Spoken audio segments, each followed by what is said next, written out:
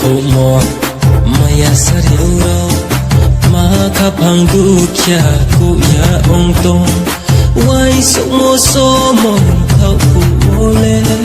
mo ten toi goro so ye ma to ano oh ta ke di ka pherau di so do sayon khau so sna ye sorgo samchuri kaya mono na ye hinga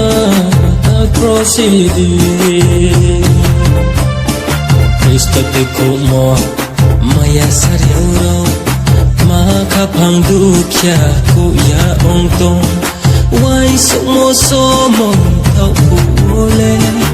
mo ten toi goro so ye ma to ano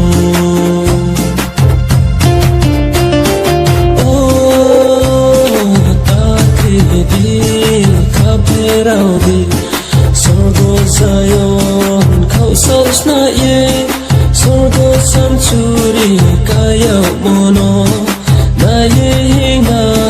ta prosidi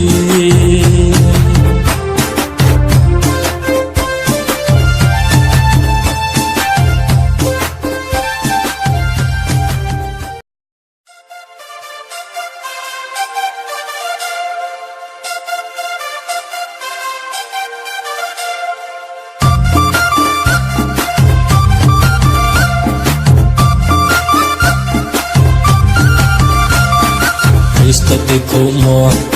maya sariu maka pangdu kya ku ya ong tong wai so mo thau ku ole mo ten toi goro so ye ma to ano oh ta ke di ka pherau di sorgo sayon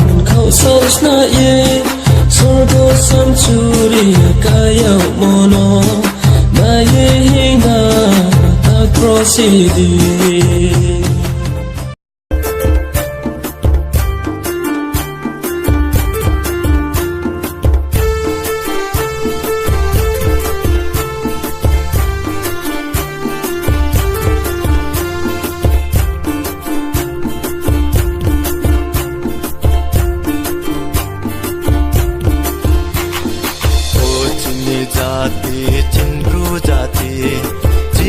Kristo no siya ong pai tong ko dati no ham yao nay ma yao nai upur ka ham no chung na mo ba dele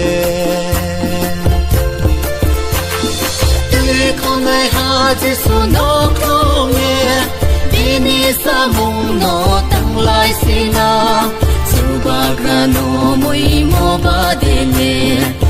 mo na ma se kri khao ka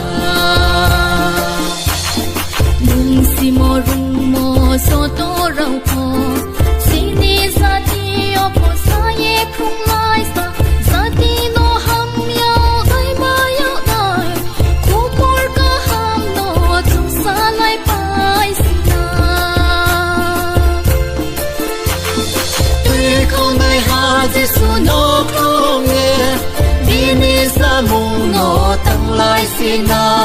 chuba grano mui mo badile thang mo lama se kri khao kha